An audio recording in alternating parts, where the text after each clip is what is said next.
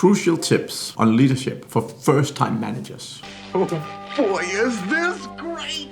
Did you know that nearly 40% of new leaders fail within their first 18 months? After working with hundreds of companies, I've seen managers giving up even before they cross the honeymoon phase. I quit! Why? Because leadership isn't just making big decisions. It's about managing personalities, handling awkward conversations, and putting out fires without losing your mind. Some days you feel lost, and that's totally normal. But I've got a solution for you. The DISC model. It helps you read the room, decode different personalities, and lead with confidence instead of guesswork. And that's exactly what we're about to break down. Let's start with understanding your leadership style.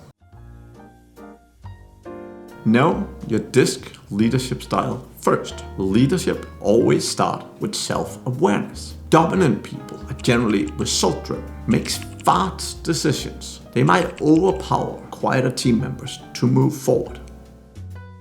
Influential people are high-energy motivators. They're great at rallying the team, and they're exceptionally creative people. They can struggle with follow-through. Steady people are reliable, supportive, and it keeps the team grounded. They always know how everyone in the team is feeling, and they avoid making big decisions. Conscientious people are very detail-oriented, perfectionists. They set high standards. However, from a management standpoint, they're typically micromanagers by nature, and that is something they have to learn to work on. Here's the thing though. Understanding your leadership style will be of no use if you cannot communicate. Your team won't hear you, and they definitely won't follow you. He thinks he can talk to me any type of way. That's the problem with me. Communication is not a one-size-fits-all approach.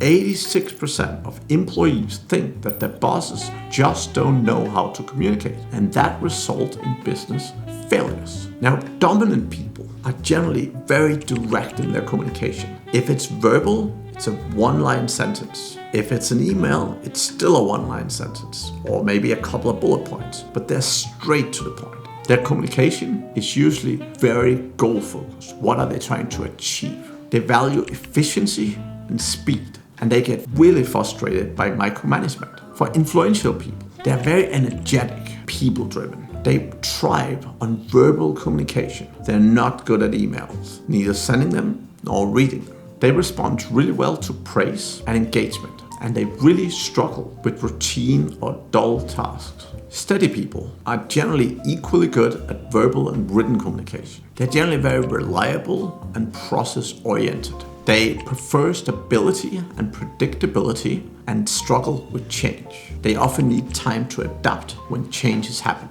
Now, by nature, the conscientious people are analytical and very detail-focused. They value logic and structure, and they really struggle with last-minute changes. Even after you learn all of this, if your team is built wrong, you're setting yourself up for failure. So how do you build effective teams with DISC? Leaders often end up hiring people like themselves. Why? Because those people communicate like you. As you know, every diabolical scheme that I've hatched has been thwarted by Austin Powers. Strong teams need balance, not a team full of clones. For dominant leaders, they're great at making things happen and moving things forward. Sometimes other people in the team is needed though. If you need creativity, influential people or steady people are typically great. If you need very detail-oriented, if you need to make big decisions, sometimes having someone very detail-oriented that can actually analyze data and really go through the details can be very helpful. For influential leaders, they often struggle with structure, they struggle with systems. So they often need conscientious people around to make sure things get followed up and followed through. They can often benefit from having dominant people around that really make sure things happen. And they can benefit big time from having steady people around that ensures the team is okay. For steady leaders, they often struggle to make sure things get pushed and people get pushed enough. So for steady leaders, it can be a huge benefit to have dominant or influential people around who are not afraid to speak up and who are not afraid to push others. When it comes to very detail-oriented decision making, they can benefit a lot from having conscientious people around. And lastly, for conscientious leaders, they can benefit a lot from having driven people around that can help move things forward at a faster pace. Steady people, because they're often not the best with people and intuition and understanding how people are doing. And they can benefit big time from influential people when it comes to networking and so on, because that is often where they fall short. Now, working with other types of team members can be hard, but as a leader, this is one of the key things you want to learn. After building teams, I always advise managers to make it very clear who's in charge, and you can only do it through effective decision making. Making decisions is inevitable for leaders, whether it's good or bad ones. Balancing speed versus consensus. Not every choice needs a team vote. As a leader, you sometimes have to make a choice. Sometimes you need to decide fast and collaborate when it makes sense. As a leader though, you make the final decision. It can be very valuable for you to include different perspectives. A decision made in an echo chamber is often a bad decision. Loop in other people that are not like you. High C's for logic, high I's for creativity, S's team caring, dominant for focus on getting things completed. Document the process. Clear records prevent confusion, ensure clear accountability, and keep progress on track. No matter how good you are at decision making, you can't always avoid pop-ups. What is going on? What are you doing? And if you're not prepared, all your progress just goes out the window. Crisis management.